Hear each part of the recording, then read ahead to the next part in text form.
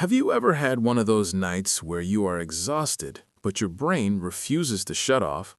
You are lying in bed, staring into the dark, and suddenly every possible money problem starts showing up in your head, one after another.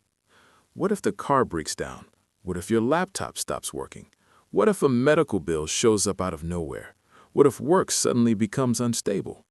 For a lot of people, that kind of stress is normal. It becomes part of daily life, not because they are careless, not because they are lazy, but because they do not have enough financial breathing room to absorb a surprise. And that's why this video matters. Because there is one money milestone that changes life far more than most people realize. It's not $1 million. It's not even $100,000. It's your first $10,000 saved.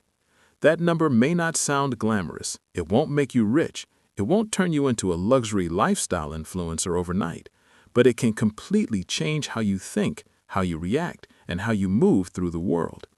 What makes $10,000 so powerful is not status, it's stability. Before you have savings, life feels fragile. Small problems feel big. Unexpected expenses feel dangerous. Every financial choice feels connected to survival. You're not just deciding what to buy. You're constantly calculating consequences. At the grocery store, you're comparing every item in your cart in your head. When friends invite you out, you're not thinking about whether you want to go. You're thinking about whether saying yes will create a problem later in the week. When something in your house starts making a weird sound, you don't ignore it. You brace for impact. That's what living without a cushion feels like. And when you live that way long enough, it doesn't just affect your bank account. It affects your energy, your patience, your focus, your confidence. Money stress is never only about money. It leaks into your sleep. It changes your mood. It affects how you talk to people. It makes everyday decisions feel heavier than they should. That's why reaching $10,000 is such a major turning point. Not because now you can spend more, but because now you don't have to panic as much. That's the real shift. When you have nothing set aside, every setback feels personal. A flat tire is not just a flat tire, it's a crisis. A doctor visit is not just inconvenient, it becomes a threat to the rest of the month. But when you have $10,000 in reserve, those same moments feel different.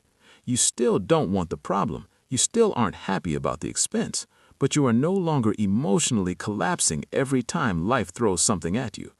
The situation changes from, "This could ruin me," to, "I can handle this." And that single change affects almost everything. You think more clearly. You make calmer decisions. You stop reacting from fear. You start acting from strength. That's one of the biggest benefits of having savings. It changes your relationship with risk. When you're broke, risk feels terrifying. You stay stuck in bad situations longer because you can't afford disruption. You tolerate jobs you hate because missing even one paycheck feels dangerous. You put off learning new skills because paying for a course seems irresponsible when money is already tight. But with a solid cash cushion, your options open up.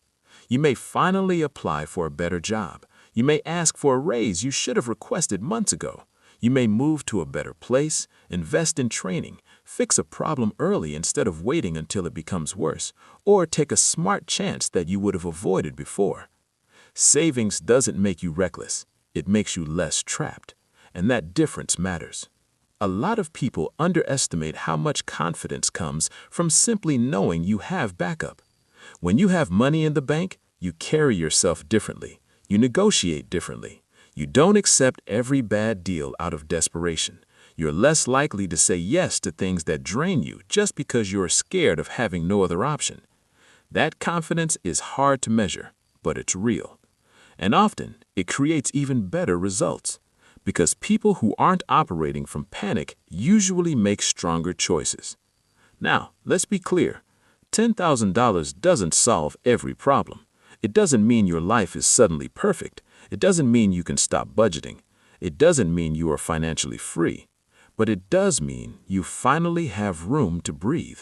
And breathing room is powerful. Breathing room allows you to think ahead. Breathing room lets you solve problems earlier. Breathing room gives you the ability to notice opportunities instead of spending all your energy dodging emergencies. That's one reason this milestone changes people so much. It's not just about protection, it's also about possibility.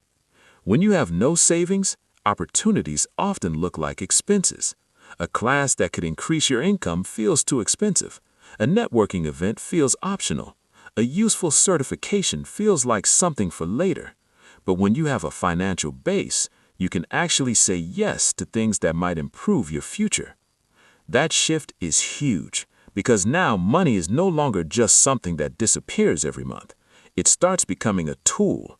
And once that happens, your whole mindset begins to change. You stop seeing every dollar only as something to spend. You start seeing money as something that can create freedom, flexibility, and future growth. That's when people begin thinking differently about work, investing, side income, and long-term planning. Not because they suddenly became financial experts overnight, but because they finally have enough stability to look beyond next week. There's another important reason $10,000 is such a meaningful number. It's large enough to absorb most ordinary financial shocks. Car repairs, last-minute travel, deductibles, short gaps between jobs, household emergencies, vet bills, minor medical costs, essential replacements. No, it won't cover every worst-case scenario on Earth, but it can handle a surprising number of the problems that normally send people straight into debt. And that matters because debt often grows faster during stress. When people have no buffer, they don't have time to compare options. They swipe the card, pay the fee, accept the bad loan, ignore the long-term cost, and focus only on getting through the moment. That's understandable, but it's expensive.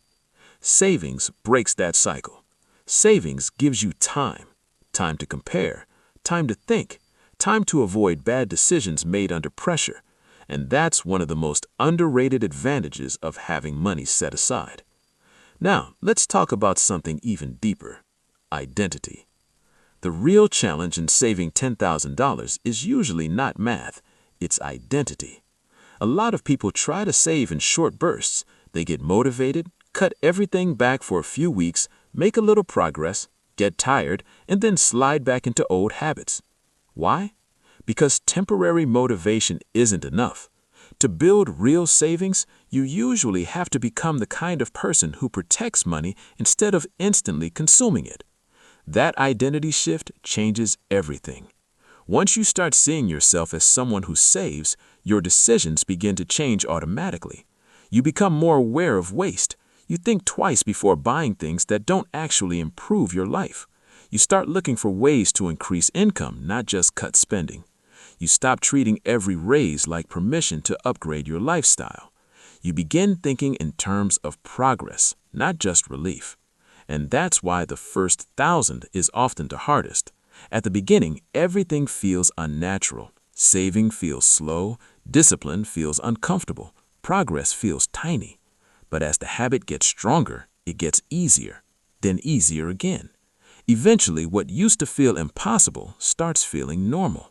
And that's when momentum takes over. The truth is, the first $10,000 is about far more than the balance itself. It's proof. Proof that you can delay gratification. Proof that you can build something over time. Proof that your money doesn't have to disappear as fast as it comes in. Proof that you're capable of creating security even if you didn't start with much. And once you prove that to yourself, your next financial goal feels more believable. That's why someone with modest income and strong saving habits is often in a better long-term position than someone with a high income and no control. Income helps, of course it does, but keeping money is a skill. And without that skill, higher earnings can disappear just as fast. You've probably seen this in real life.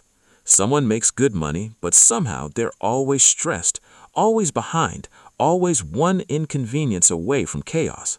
Then someone else earns less, but they're calm, organized, prepared, not flashy, but stable. The difference is not always salary.